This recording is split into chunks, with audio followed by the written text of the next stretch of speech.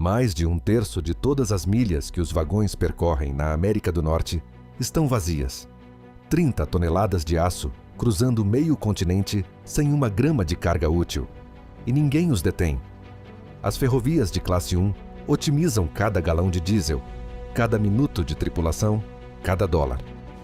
Nada é desperdiçado, exceto isso. A explicação envolve freios que não mudaram em 150 anos e um cálculo que desafia toda a lógica. Por que custa mais se livrar de um vagão vazio do que arrastá-lo? Por que um trem não freia como um caminhão?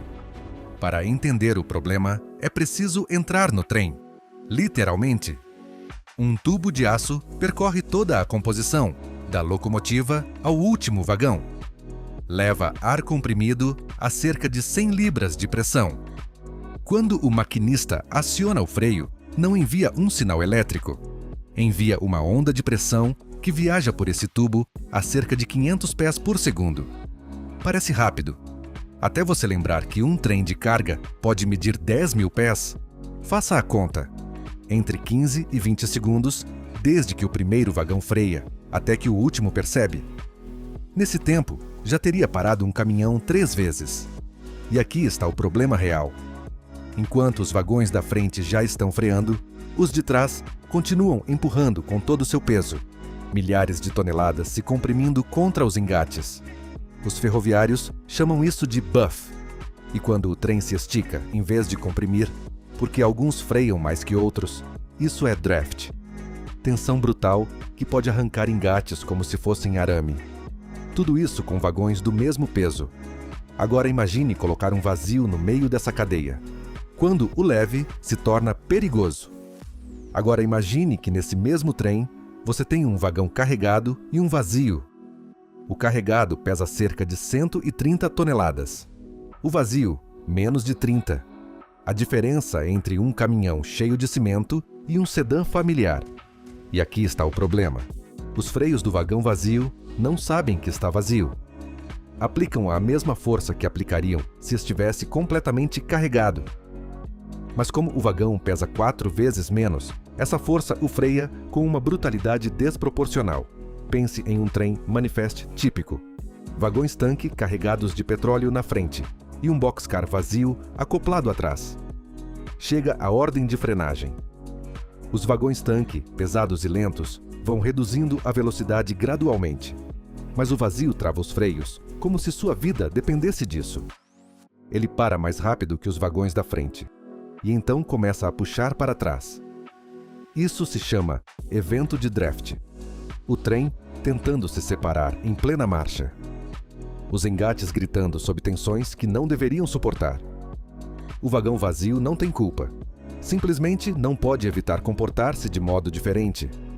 Mas se o problema é tão claro, por que ninguém o resolveu há décadas? Como um padrão genial se tornou uma corrente. Antes de Westinghouse, frear um trem era um ato de fé coordenada. Frenomestres em cada vagão, girando rodas manuais, enquanto o maquinista tocava o apito. Diferentes companhias, diferentes sistemas, e quando os vagões de uma linha passavam para outra, o caos. Acidentes constantes. Mortes que hoje seriam um escândalo nacional. Em 1869, George Westinghouse patenteou o freio a ar automático. Um tubo de aço pressurizado que conectava toda a serpente de ferro em um único sistema nervoso. O maquinista acionava uma alavanca e cada vagão respondia. Simples assim. Revolucionário assim. A Associação das Ferrovias Americanas viu algo maior do que um freio. Viu a oportunidade de unificar um continente. Codificaram o sistema Westinghouse junto com um engate universal como padrão obrigatório. Não importava mais se o vagão era da Union Pacific ou de uma linha regional do Kansas. Podia ser acoplado a qualquer trem, freado com qualquer locomotiva, reparado com as mesmas peças. Dezenas de companhias operando como uma única máquina. Tripulações treinadas uma vez, úteis em qualquer lugar. Foi um golpe de gênio logístico. E aí começou o problema. Quando todos têm que se mover juntos, ninguém se move. Mas o mesmo padrão que unificou um continente acabou por aprisioná-lo. porque qualquer melhoria no sistema de freios tem que funcionar para todas as ferrovias, em todas as linhas, com todo o equipamento existente. Union Pacific, BNSF, CSX, Norfolk Southern. Se uma não pode adotá-lo, ninguém adota. E aqui está o dado que explica tudo. Um vagão de carga permanece em serviço entre 30 e 50 anos. O que você viu cruzar a estrada esta manhã poderia estar rodando quando seu pai era adolescente. Os investimentos são planejados para 15, 20 anos. Os vagões duram o dobro. O ritmo de mudança nesta indústria é geológico, e qualquer inovação que não seja compatível com equipamentos de meio século está morta antes que alguém assine o primeiro cheque. O que foi a solução mais elegante da sua era tornou-se uma armadilha da qual ninguém pode sair sozinho.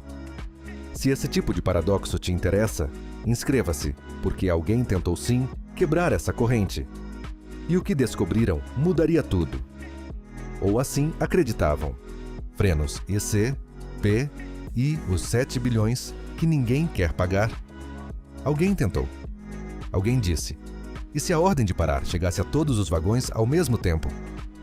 Os freios ECP, Electrically Controlled Pneumatic, fazem exatamente isso. Um cabo digital percorre todo o trem e aciona os freios simultaneamente. Nada de ondas de pressão se arrastando vagão por vagão.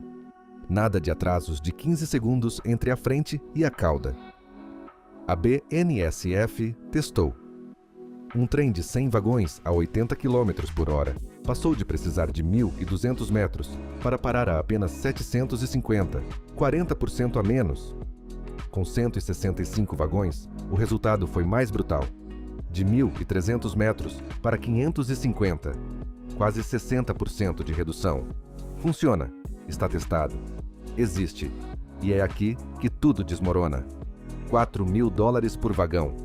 40 mil por locomotiva. Multiplique por toda a frota de ferrovias, classe 1 na América do Norte, e você chega a cerca de 7 bilhões de dólares. Mas o verdadeiro problema é outro.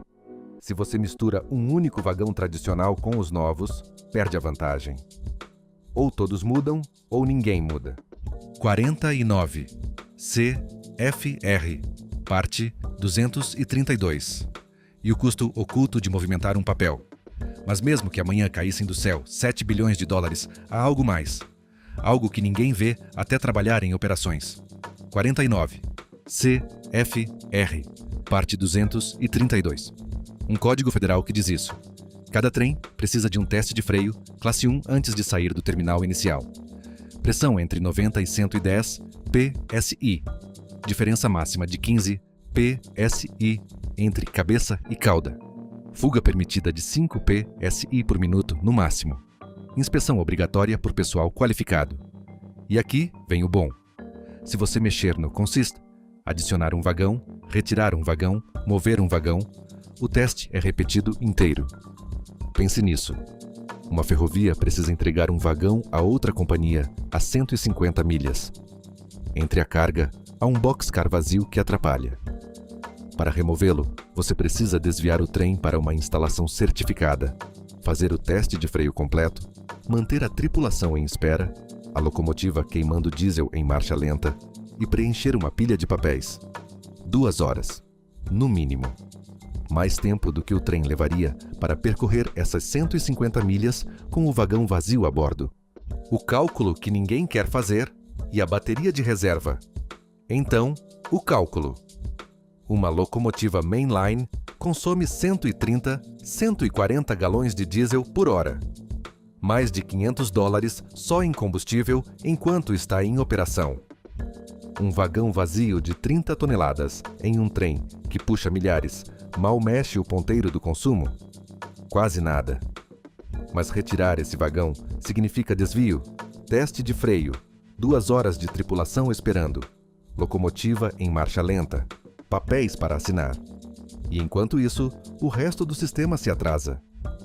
Aí está uma resposta.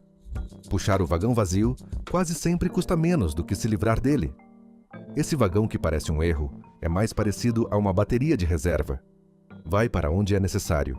E se o sistema mudar, e está mudando, devagar, a velocidade ferroviária, Talvez algum dia desapareça. Mas hoje, ainda está lá, fazendo seu trabalho invisível. Se você chegou até aqui, já vê o que ninguém vê. Dê um like, inscreva-se e fique. Há mais histórias de engenharia escondidas esperando.